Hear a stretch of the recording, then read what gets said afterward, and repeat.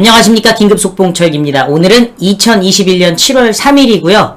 아침 뉴스 시작하도록 하겠습니다.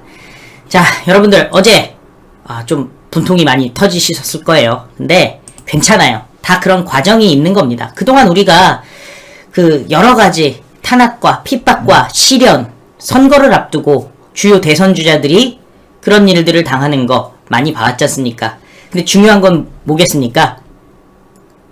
그런 과정에서 더 단단해지고 또 우리가 하나 되고 승리를 위해서 뚜벅뚜벅 앞으로 나가고 무엇보다 중요한 것, 그 승리를 쟁취하는 겁니다. 우리에게는 공통의 목표가 있잖아요. 그러니까 아무 걱정하지 마시고 앞으로 그냥 쭉 나가시면 되겠습니다. 좌고우면할 필요 없습니다. 모든 게 과정입니다. 솔직히 그냥 대세론만 딱 형성이 돼서요, 아무 문제 없이 그냥 스무스하게 끝까지 간다면 막판에 뒤집힐 수도 있어요. 그런 일들 예전에 많았잖아요.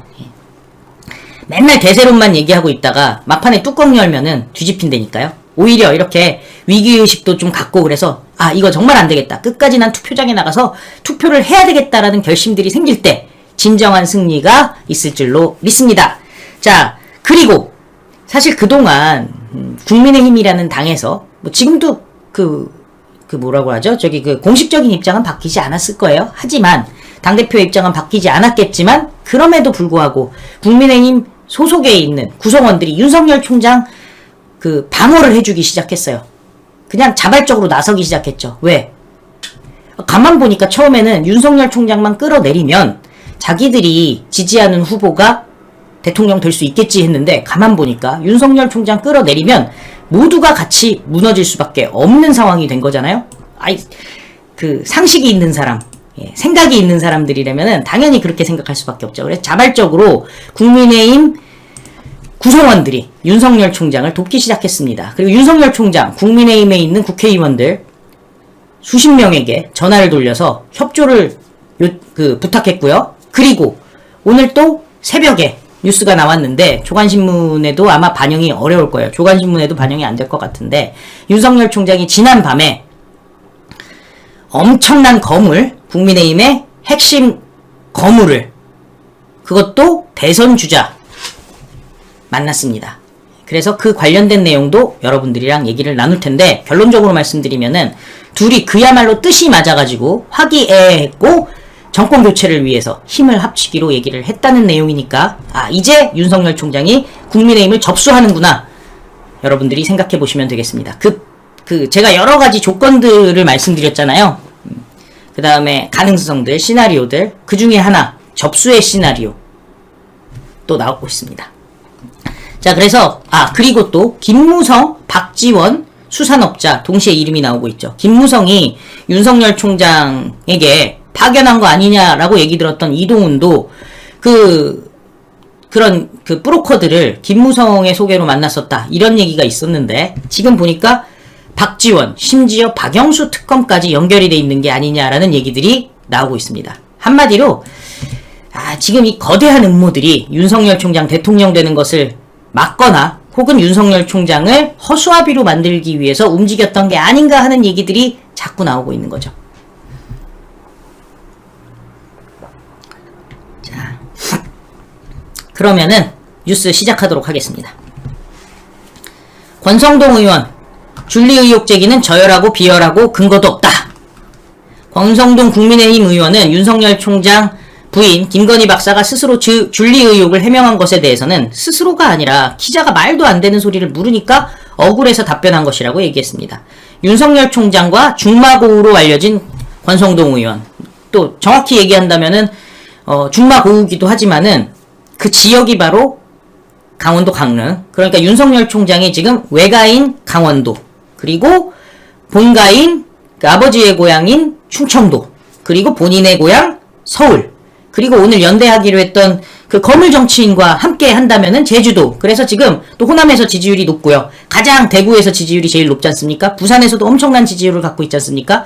그래서 지역적으로 윤석열 총장이 교두보를 하나씩 마련하는데 가장 중요한 역할을 하는 사람 중에 하나가 권성동 의원이죠. 그 의혹 자체가 얼마나 저열하고 비열하냐, 아무 근거 지식이 없다 얘기했습니다. 결혼 전에 어떤 젊은 시절의 사생활에 대해서 근거 없는 아무 자료도 없는 그런 의혹 제기는 결국 윤석열을 공격하기 위한 그런 수단이라고 얘기를 했습니다. 윤석열 엑스파일 해명에 대해서는 근거가 있는 사실에 기반한 지적에 대해서는 제대로 해명하는 것이 선출직 후보자로서 당연한 도리인데, 그런데 아무런 근거도 없이 카더라라는 풍문에까지 해명을 요구하는 것은 그야말로 악의적이고 비열한 정치 공작이자 정치 공세라고 얘기했습니다. 재산 형성 과정도 뭐가 잘못됐는지 지적이 있어야 해명하는 거지, 막연하게 어떻게 그렇게 돈이 많냐 이거 해명해라, 네 죄를 네가 알렸다, 인민재판이다, 팩트, 증거나 자료에 기반한 의혹 제기는 윤석열 총장이 제대로 해명해야 할 것이고, 그렇지 않은 부분에 대해서는 해명할 필요가 없다라고 얘기를 했습니다. 상식적인 얘기인데 이 상식적인 얘기들을 듣지도 보지도 말하지도 않는 사람들이 문제겠죠.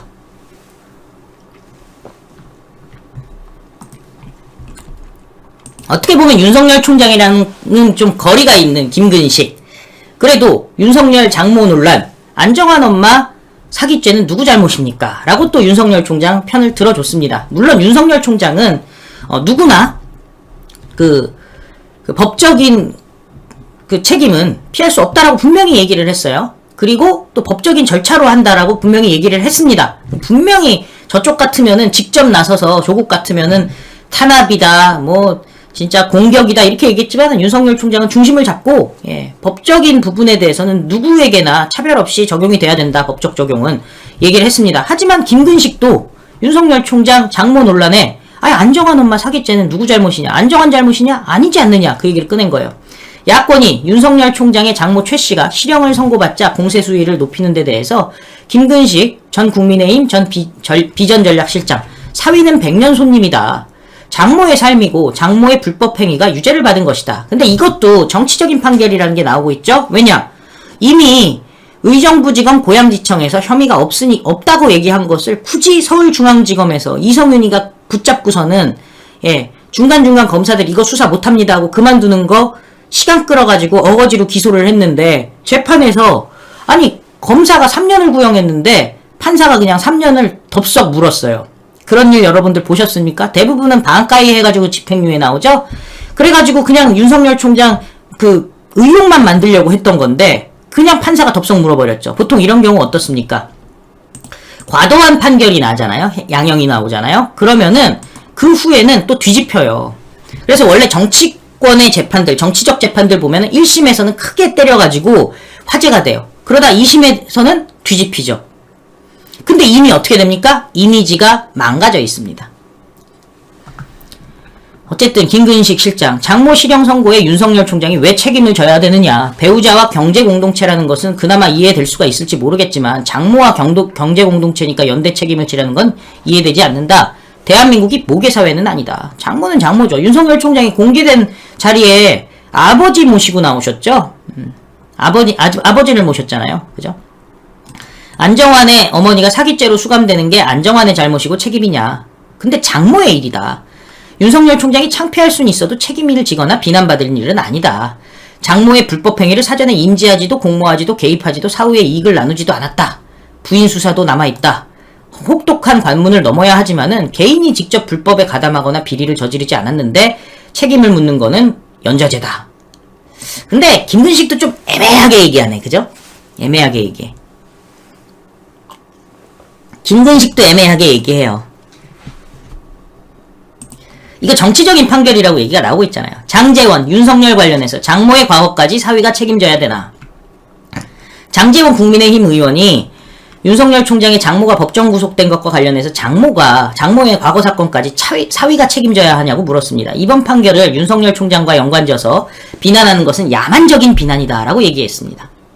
나이가 50이 넘어서 사랑하는 사람을 만나 결혼을 하면서 상대 어머니의 직업 혹은 삶까지 검증하고 결혼 결정을 할 사람은 없을 것이다. 문제의 본질은 장모 사건에 검사 윤석열이 개입했느냐 여부인데, 윤석열 총장이 중앙지검장 하던 시절, 근데 이거는 좀 중요해요. 왜냐면은 장제원 의원은 법사위원으로서 윤석열 총장을 당시에 공격하던 입장이었잖아요. 그러니까 그 사람이 솔직하게 얘기한 거예요. 내가 검증을 해봤는데 중앙지검장 시절 저는 법사위원으로서 국정감사장에서 윤석열 총장 장모 사건을 가장 먼저 공개적으로 거론한 게 나다.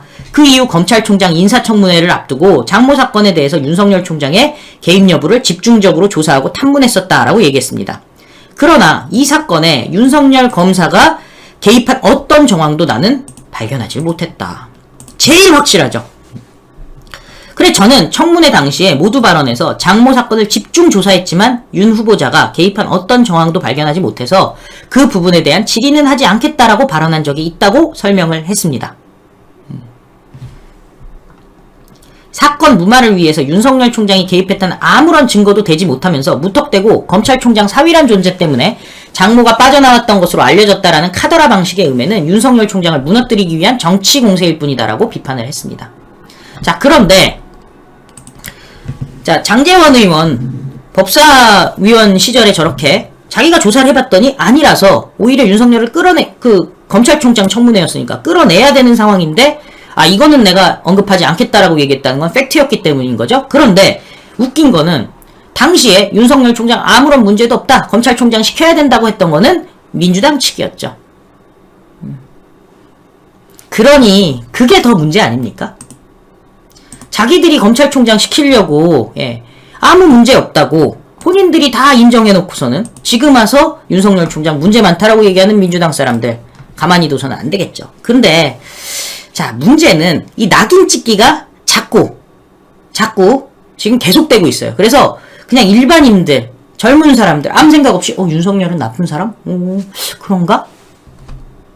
자, 심지어 고등학교 도덕 시험 문제에 윤석열 엑스파일, 이준석 병역 비리가 예시로 나왔다고 합니다.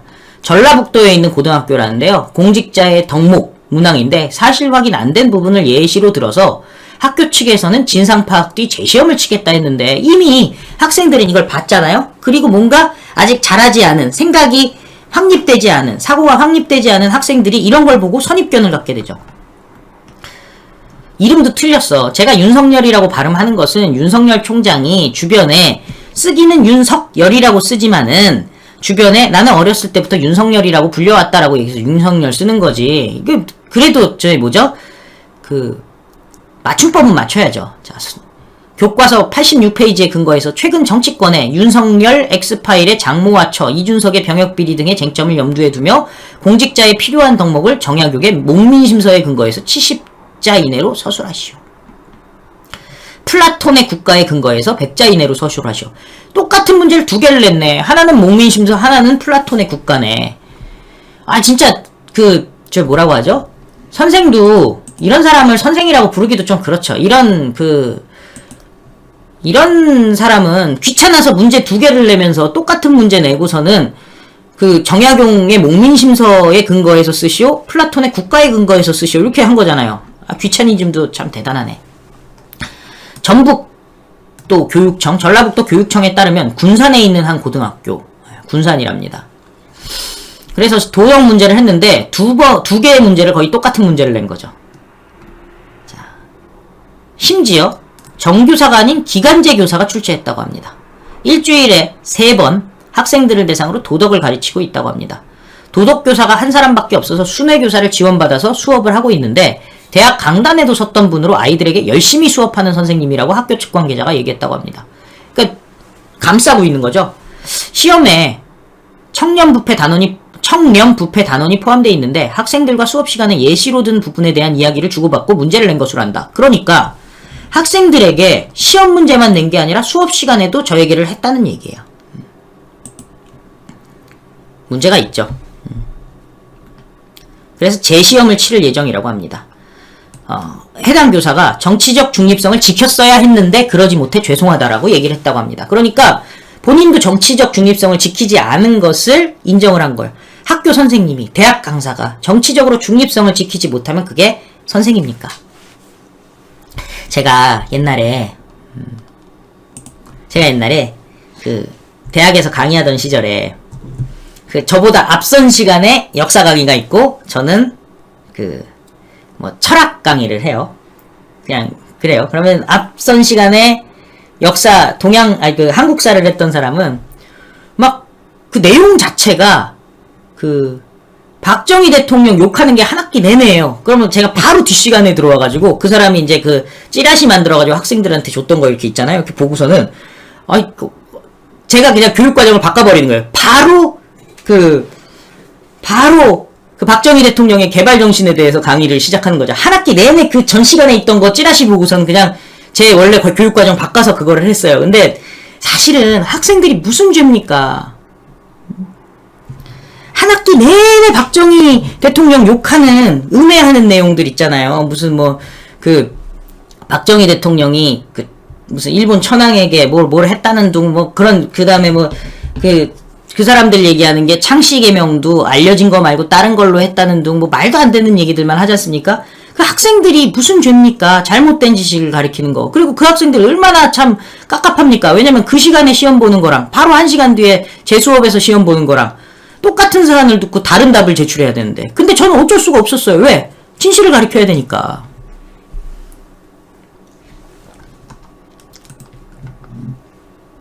그렇다고 그 선생 찾아다가 멱살잡이를 할 수 있는 것도 아니고 그렇잖아요. 자, 어쨌든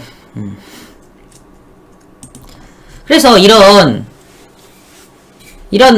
그 흑색선전 마타도에 대해서 어떻게 막아야 되는가, 제2의 김대엽을 막는 방법에 대해서 중앙일보에서 기사가 나왔어요. 천안함 생태탕에 이어서 윤석열 엑스파일, 제2의 김대엽을 막는 딱 한 가지 조건, 선거가 다가올수록 음모론이 판친다는 거죠. 얼마 전 윤석열 엑스파일도 여의도를 뜨겁게 달궜습니다. 각종 음모와 정치 공작은 대선이 가까울수록 심해질 전망이라고 하는데요. 2002년 대선에서 이회창은 병풍 사건으로 낙마했는데 지난 4월 서울시장 선거 때도 생태탕 논란이 일었습니다. 선거 때면 어김없이 등장하는 음모론, 도대체 누가 만들고 왜 유행하는 걸까요? 송영길은 윤석열 검증 자료를 모으고 있다고 얘기했지만은 출처에 대해서는 모른다고 얘기를 했죠. 오히려 김무성의 전 보좌관 장성철이 발표했기 때문에 야권에서 윤석열을 교체하고 최재형을 띄우려는 내부 권력 투쟁이라고도 했습니다. 야권에서 엑스파일 진위와 관계없이 유력 정치인들 간의 논쟁이 붙었는데 송영길이 홍준표를 지목하면서 윤석열 엑스파일을 잘 알 것이라고 해서 논란이 됐죠. 홍준표는 이렇게 말합니다. 윤석열의 검찰 선배고 검찰 후배도 많이 알고 그러니까 가장 많이 알 거 아니냐. 그런 추측에서 한 말, 하필 나를 꼭 집어서 얘기한 거, 엑스파일 자기들이 만들었나 보지 뭐. 병풍으로 선거 치러졌고 2002년에도 재연에서 그걸로 졌어요. 엑스파일 문제는 병풍 못지않게 대선 끝까지 이슈가 될 거라고 봅니다. 라고 얘기를 하는데요. 김대엽은 사기 등의 혐의로 여러 차례 실형을 받았습니다. 2002년 병풍도 마찬가지입니다. 김대엽은 이회창 측이 아들의 군면제를 청탁한 녹음 테이프가 있다고 폭로했는데 이 사건을 수사한 검찰은 녹음 테이프의 목소리를 판별할 수 없다면서 이회창 측을 무혐의 처분했습니다. 김대엽은 구속 기소돼서 실형을 살았습니다. 이회창은 지지율이 10% 폭락했고요. 노무현은 정몽준과 단일화 이후에 대권을 거머쥐었습니다. 이회창 패배의 핵심의 원인은 김대엽이었다는 거죠. 음모론과 네거티브, 이를 활용한 정치 공작은 민주주의의 병폐입니다. 선동 내용을 반박할 때는 이미 세뇌가 끝났다는 거죠. 서울시장 선거도 정책 선거가 아니라 생태탕과 페라 감옥 구두만 남았다는 거죠. 그런데 생태탕 사건은 선거 다음 날부터 쑥 들어가 버렸죠.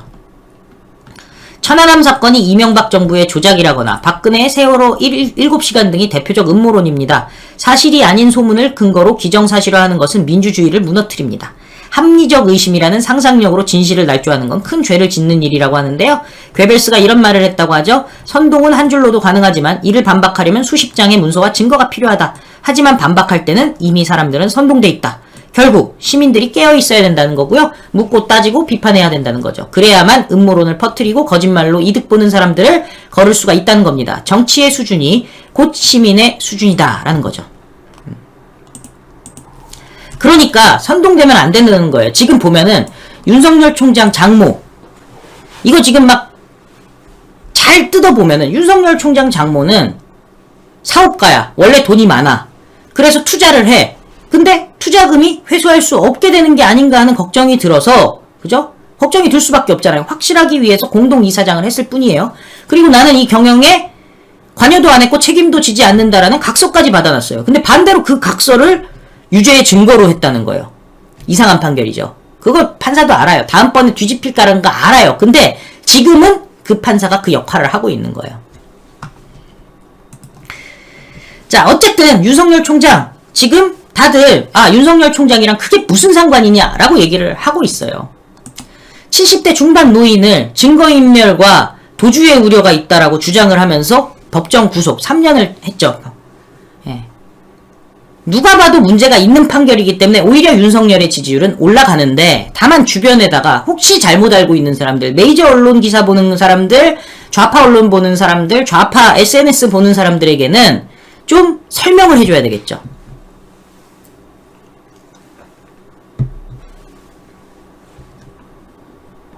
근데 윤석열 총장 직진합니다. 윤석열 총장이 딱 그 위세를 보여줬죠. 원내 교섭단체 당장 만들어진다는 모습을 보여주니까 지금 국민의힘에선 난리가 나고 꼬리를 내렸어요. 윤석열 식사 한번 하자. 출마장을 찾은 의원들에게 일일이 전화를 돌렸습니다. 한마디로 20명 이상의 의원들에게 전화를 돌린 겁니다. 그러니까 당연히 권영세 대외협력위원장, 아직 일정이 확정되지 않았지만 이달 중순 전에는 윤석열 총장과 만나겠다. 입당이 본인에게도 우리 당에게도 좋다고 전달하고 있다. 지금 꼬리를 내리기 시작했습니다. 이준석은 계속 뭐 손해보고 있다. 우리는 40%인데 1, 2% 어짜고 그 중도 확장 얘기하는 거 아니다. 어차피 국민의힘을 싫어하는 지지층 좀 있다고 하더라도 입당하면은 그때 흩어질 거 아니냐. 요건 좀 잘못된 얘기예요. 윤석열 총장이 호남에 신경을 쓰고 있는 것은 뭡니까? 압도적인 승리를 위해서 하는 거죠. 근데 그거를 여의도 문법이라고 평가절하를 하고 있어요. 준석아, 너 직장생활 여의도 밖에서 해봤니? 직장도 아니지. 정치 건달 생활 10년을 하면서 여의도 문법 말고 다른 문법 아니? 모르잖아. 그게 여의도 문법이야. 여야 양당이, 그죠? 양당이 그냥 원래 자기 표 갖고서는 중도 1, 2% 갖고 승리하고 진다고 얘기하는 거는 그게 여의도 문법이야. 이번에는 80%로 이겨야 된다. 어쨌든 예. 그래서 윤석열 총장은 지금 전화를 다 했어요. 그게 무슨 얘기입니까? 하나씩 접수해 나가고 있죠. 할 일 다 합니다. 아무리 마타도어를 해도 그냥 할 일을 다 합니다. 박정희 기념관 찾았습니다. 제가 그동안 방송에서 계속 말씀드렸죠. 자, 출마 선언 한부터가 진짜라고. 출마 선언 하기 전에는 그냥 개인 자격으로 간 거고, 지금은 대통령 후보 자격으로 간 거예요. 그래서 그 전에 어디를 갔네 하시는 것들 순서가 있어요. 순서를 보면은 최근에 대통령부터 찾아보고 있어요. 그러니까 김대중 기념관은, 자, 호남을 신경 쓰려면 김대중을 무시하고 갈 수가 없어요, 여러분들. 이거는 전략적인 부분이에요. 근데 언제 만났습니까? 출마 선언 하기 전에 김대중 기념관을 갔죠. 도서관을 갔죠. 김대중 도서관을 갔고, 그 다음에 순서대로 그러니까 최근 대통령부터 가는 거예요.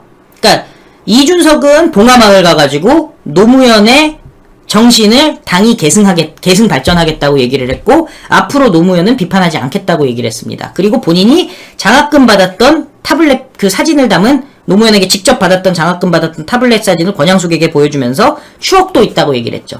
어쨌든 김대중 그 도서관을 찾았고, 그 이후에 YS 그리고 박정희, 과거로 거슬러 올라가는 거예요. 그래서 지금 개발정신까지 왔죠. 그러면은 다음에는 어디로 갑니까? 제가 말씀드렸잖아요. 그때 개발정신과 건국정신을 기리는 곳에 갈 거라고 여러분들께 말씀드렸죠. 취재가 돼서 말씀드린 거예요. 이제 또 찾아뵐 곳은 이승만 대통령의 건국정신을 기리는 곳을 가죠. 윤석열 총장이 박정희 대통령에 대해서 어떻게 평가했습니까? 선견지명.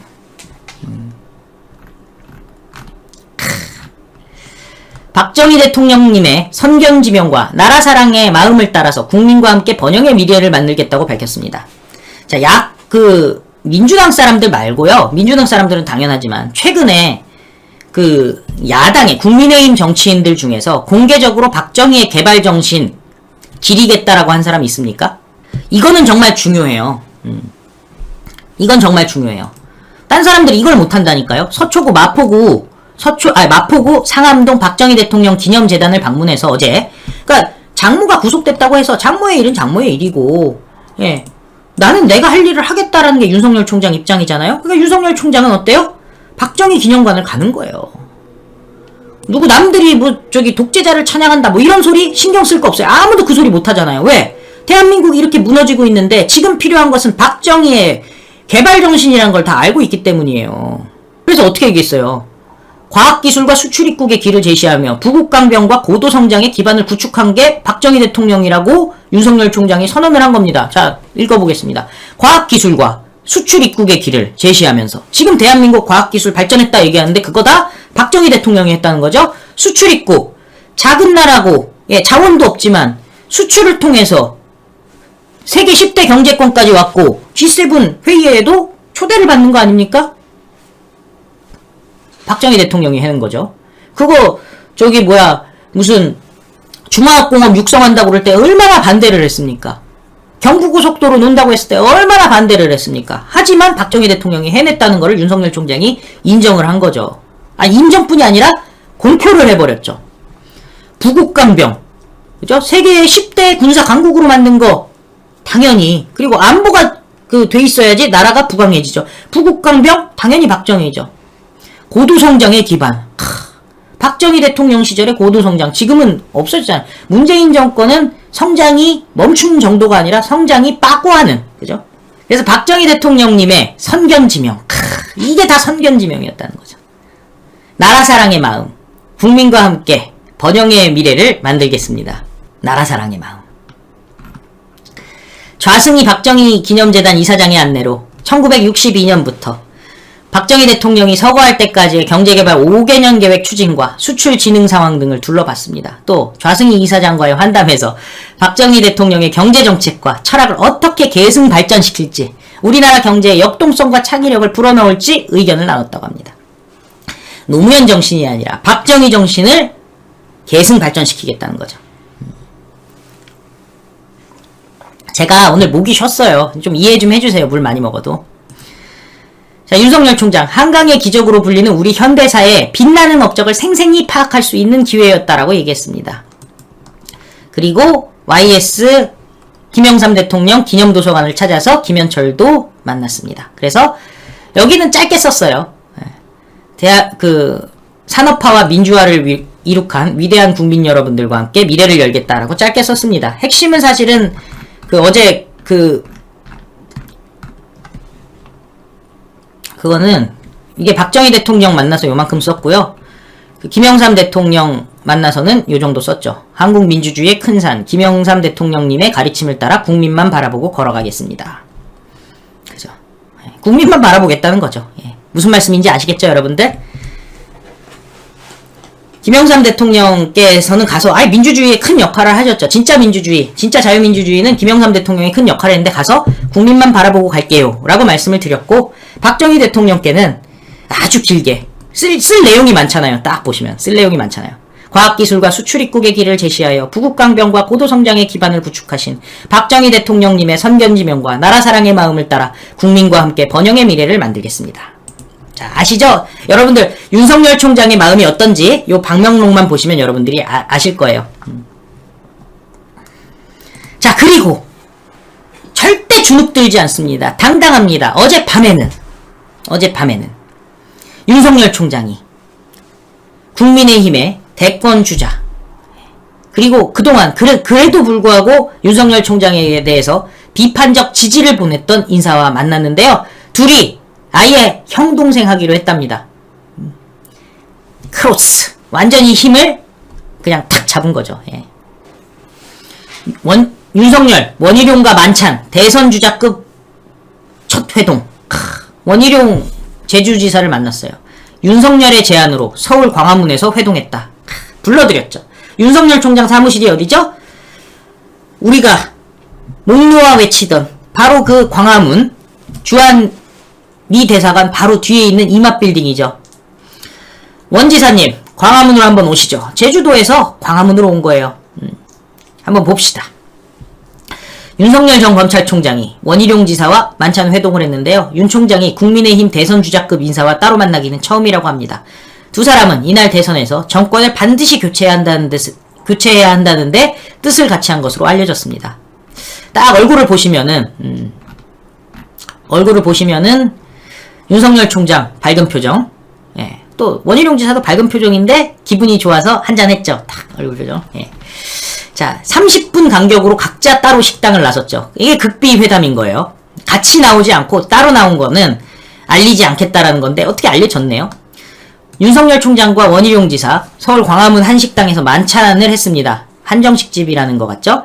만찬에는 윤석열 총장 측에서 캠프의 좌장인 이석준 전 박근혜 정부 박근혜 청와대 국무조정실장, 그죠? 원지사 측에서는 김상엽 제주연구원장이 동석했다고 합니다. 이번 만남은 윤석열 총장이 제안한 것으로 알려졌는데요. 윤석열 총장은 원지사의 서울법대 3년 선배고 사법연수원은 한기수 선배입니다. 근데 기수 차이가 얼마 안 나잖아요. 그러면은 원희룡 지사도 너무 늦게 된 거 아니냐 그러는데, 원희룡 지사는 그 학생운동, 노동운동, 운동권 하다가 내가 공부를 좀 해야 되겠다 해서 1년인가 2년 만에 사법시험 봐서 또 수석을 한 거고, 윤석열 총장은 여러 가지에 관심이 많아서 9년 동안 또 공부와 함께 사회 경험을 쌓은 것이고, 뭐 그런 좀 차이가 있죠. 어쨌든 둘 다 검사 출신입니다. 야권 소식통 두 사람은 무능하고 부패한 정권을 교체해야 된다는데 의기투합했고 형 동생을 하기로 하는 등 분위기가 좋았다고 합니다. 윤석열 총장 만나는 사람들은 다 형 동생 한다는 것 같아요. 근데 무능하고 부패한 정권을 교체해야 된다. 진짜 유능한 사람들이 이런 사람들이죠. 나 하버드 갔다 왔어 하고 계속 하버드 갔다 온 거 말고는 내세울 게 없어서 자랑하는 사람이랑은, 그러니까 이제 한다는 게 자기가 컴퓨터 잘하니까 엑셀 시험 쳐야지. 근데 진짜 이렇게 제가 얘기하잖아요. 한동훈, 윤석열, 원희룡 뭐 이런 사람들끼리는 척하면 척이야. 그냥 얘기하면. 그 원희룡 지사도 제주도에서, 제주도 중문 출신이잖아요. 어디 학원 이런 게 없는데요. 무슨 불법과외 이런 게, 고액과외 이런 게 없는 동네예요. 그 당시는 이제 과외가 불법이던 시절일 테니까, 전두환 시절이니까.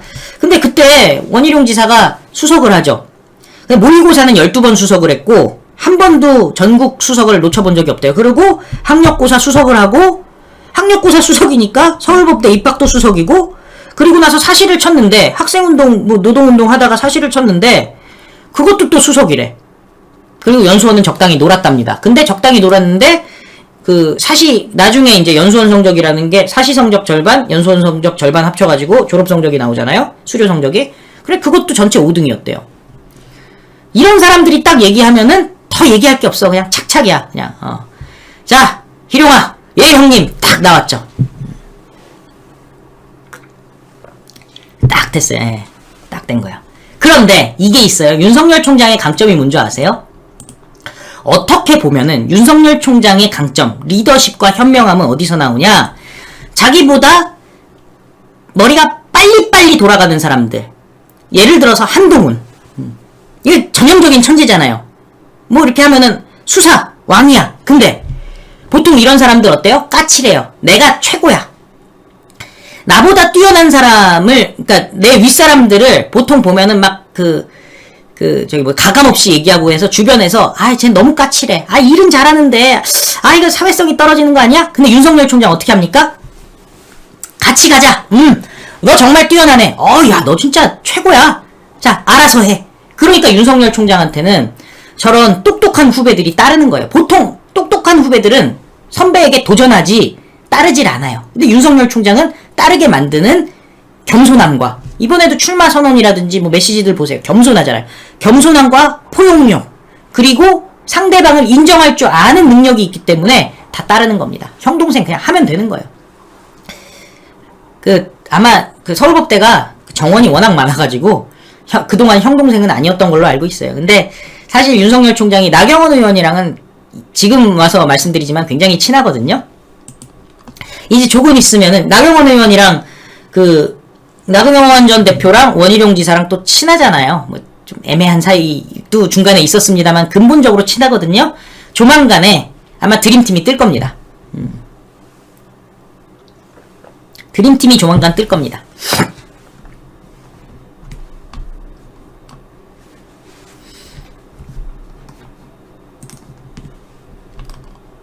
실제로 이렇게 얘기했었어요. 출마 선언할 때 원희룡, 윤석열 정권 교체 길에 함께한 것 환영한다.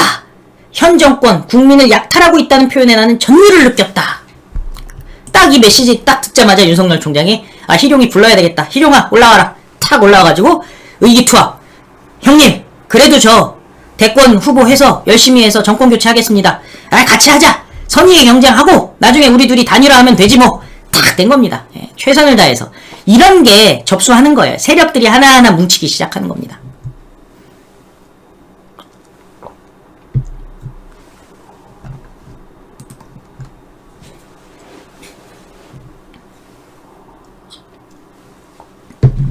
자, 그래서 지금 난리 났다니까요. 국민의힘에서는 어떻게든 윤석열 총장 만나가지고 입당을 시켜야 된다라고 하고 있는데, 조율이 잘 되면 이번 주말에 전격적으로 비공개 회동이 이루어질 수도 있을 것 같다. 그런데 국민의힘에서는 일단 최재형 감사원장을 먼저 끌어안자. 왜냐면 윤석열이 먼저 들어오면은 지금 처음에는 윤석열 힘 빼기, 그죠? 이준석, 유승민, 하태경, 김종인, 김무성의 작전으로 힘 빼기 하고 그 윤석열의 지지율을 다른 사람들이 가져가는 그런 작전을 생각을 했었는데, 지금 거의 37명의 의원들이 윤석열 총장을 지지하고 있는 상황에서 윤석열 총장이 최대 개파가 되고 국민의힘을 접수할 수밖에 없는 상황으로 가게 되니까, 그럼 최재형 원장이 먼저 들어와야지 된다. 윤석열 총장은 방어해주기도 쉽지 않으니 대안으로 최재형 영입 카드를 생각하지 않을 수 없다. 최재형 원장이 빨리 입당해서 의미 있는 지지율을 기록하면 윤석열 총장도 긴장감을 갖고 입당 논의에 임할 것이다. 그러니까 윤석열 총장은 지금 당장은 입당할 생각이 없어요. 기본적으로. 왜? 호남에서도 국민의힘만 안 들어가면 우리가 대대적으로 몰아줄게 하고, 지금 그 광주에 윤석열 총장 지지 사무실들이 엄청나게 그냥 자발적인 거예요. 윤석열 총장이 만들어라가 아니라 자발적으로 엄청나게 열렸다는 거예요. 광주 사시는 분들이 댓글 올려주세요. 제가 그냥 하는 소리가 아니에요. 그런 상황이기 때문에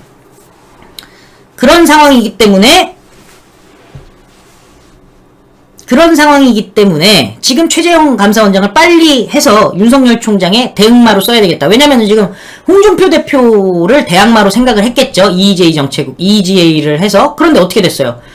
홍준표 대표가 갑자기 비호감으로 찍히기 시작하는 거야. 좀 선을 넘으셨죠? 그러니까 홍준표 갖고 안 되겠네. 홍준표 공격으로는 오히려 역효과가 나겠네. 그럼 이제 또 최재형 카드. 이런 게 여의도 문법이라는 거지, 준서가. 이런 게 여의도 문법이다. 자꾸 대항마를 이용해가지고 네거티브한 느낌으로 자꾸 이렇게 해가지고 하는 게, 그런 게 여의도 문법이야. 윤석열 총장은 국민이 얘기하면 국민이 하자는 대로 하겠다고 계속 얘기하고 있잖아. YS 도서관에 가서도, 기념관 가서도 똑같이 얘기하고, 예. 박정희 대통령 찾아뵙고도 똑같이 얘기하고, 계속 국민을 보겠다는 거죠. 어쨌든 야권의 강력한 후보로 여겨지는 두 분이 우선 중심의 대상이 될 것이다 라고 얘기를 하고 있습니다. 일단 당내 주자가 너무 미미합니다. 국민의힘과 더불어민주당 지지율이 32%로 같지만은 차기 주자 선호도에서는 이준석, 홍준표 2%씩입니다. 윤석열 25% 나왔습니다. 그러니 10명이 모여도 윤석열 총장 1명보다도 못하는 거죠. 다른 관계자, 보수 성향이 강한 최 원장이 보수 우파 역할을 맡아주면 윤석열 총장이 상대적으로 중도 쪽에 서게 돼서 중도 탈진보 표심을 견인하는데 효과적일 것이라고 기대를 했다는데요.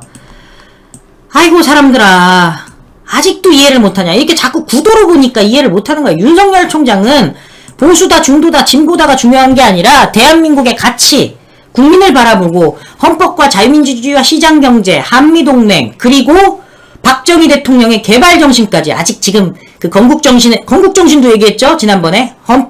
건국정신에 기반한 헌법정신이라고 얘기했죠? 그래서 윤석열 총장은 6가지 가치, 4대 가치와 개발정신, 건국정신까지 해서 헌법, 자유민주주의, 시장경제, 한미동맹, 그리고 건국정신, 개발정신을 함께하는 사람이라면 뭐든지 같이 가겠다. 10개 중에 하나만 같아도 같이 가자, 정권교체를 위해서 얘기를 하잖아요? 그런데 아직까지도 여의도 문법에서는 이해가 안 가는 거야. 그게 뭐지? 정치는 보수, 진보, 세보수, 중도 뭐 이런 것만 있는 거 아니야?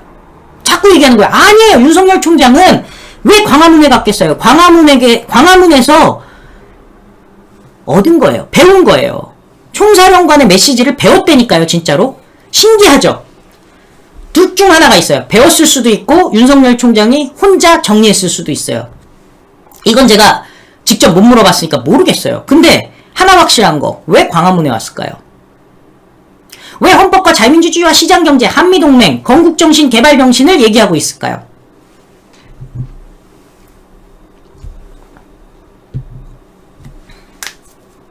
그죠? 이거는 여러분들이 윤석열 총장이 현실 정치에서 얘기할 수 없는 부분들이 있는 거죠. 마음속에 갖고 있는 생각이 바로 그렇기 때문인 겁니다. 그러니까 경향신문에서 경향신문 칼럼이나 유승민이 윤석열 메시지가 이상하네? 왜 자유만 강조해? 우린 중도인 줄 알았는데? 윤석열 총장은 그 사람들 계속 구도상으로 중도라고 생각을 했던 거예요. 근데 윤석열 총장 뭐예요? 그런 게 다 정확히 얘기했죠. 자유민주주의는 좌파도 인정을 해야 되는 거다. 대한민국 국민이라면은 당연히 갖고 있어야 될 가치를 얘기한 거예요. 그런데 계속 윤석열은 중도 아니야? 윤석열 좌파 아니야? 윤석열 보수 아니야? 아니니까요. 다 포용하고 가는 거야. 그런데 그 기준이 뭐냐? 좌파에서, 대깨문들이라든지 주사파가 인정할 수 없는 기준이라는 거지. 윤석열 총장이 얘기했어요. 좌파라고 하더라도, 당신이 좌파라고 하더라도 헌법과 자유민주주의와 시장경제, 한미동맹에 동의하지 않는다면은 그 대한민국 국민 아니다라고 얘기한 거예요. 대한민국 국민이라면 건국정신, 이승만의 건국정신, 박정희의 개발정신은 동의하고 갑시다라고 얘기하는 거예요. 그거에 동의하지 못하는 자들, 국민을 약탈하는 정부라는 거죠. 윤석열 총장, 현 정부를 약탈 정권이라고 규정을 한 겁니다. 반문재인 색채를 드러냈습니다. 동시에 범야권의 통합을 주장하면서 영향력 확대를 꾀했습니다. 청와대와 여당은 불쾌감을 표하면서 대결 구도로 흘러가는 양상이라고 하는데요.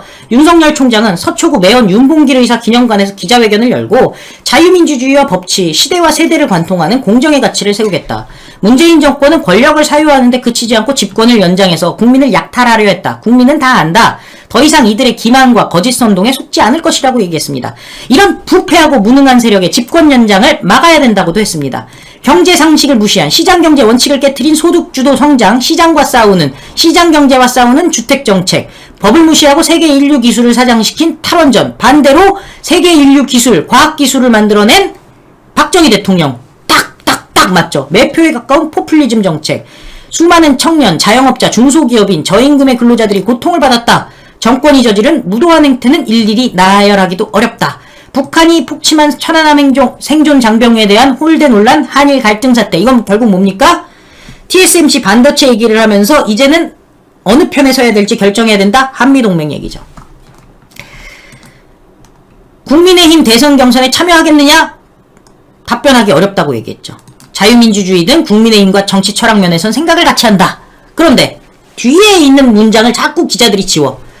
좌파도 중도도 자유민주주의에는 같은 생각을 갖고 있어야 된다라고 얘기했습니다. 합당한 근거나 팩트 없는 일방적인 마타도어의 국민이 판단한다. 그죠? 그러면서 철학이 없다라고 얘기했는데 재밌죠? 이 사람들이 생각하는 철학은 주체 철학이 철학이니까 철학이 없다고 얘기하겠죠. 윤석열 총장의 철학은 뭡니까?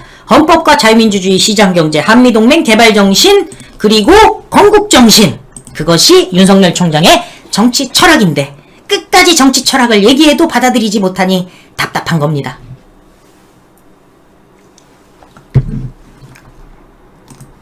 유승민이 그러니까 너무 보수적이야. 이거 그냥 잠깐 보여드릴게요. 여러분들 말씀드렸지만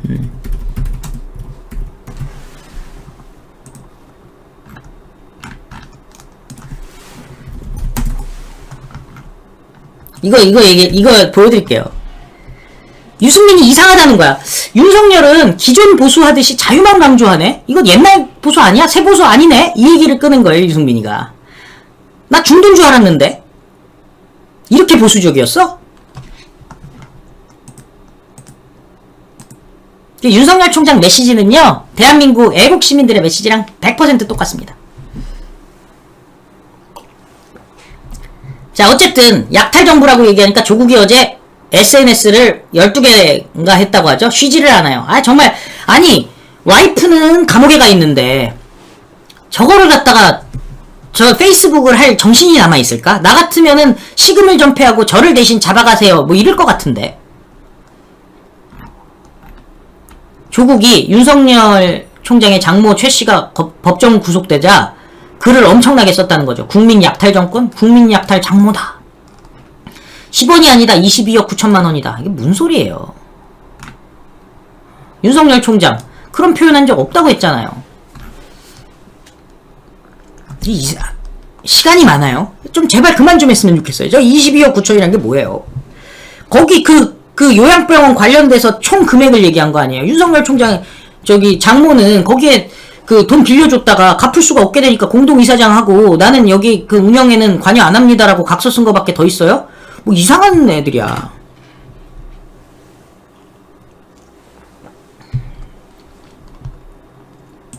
그죠?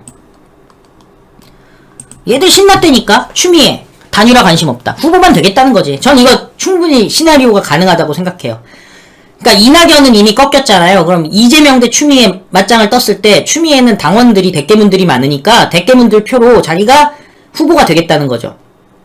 근데 솔직히 추미애나 이재명이나 결과는 똑같아요.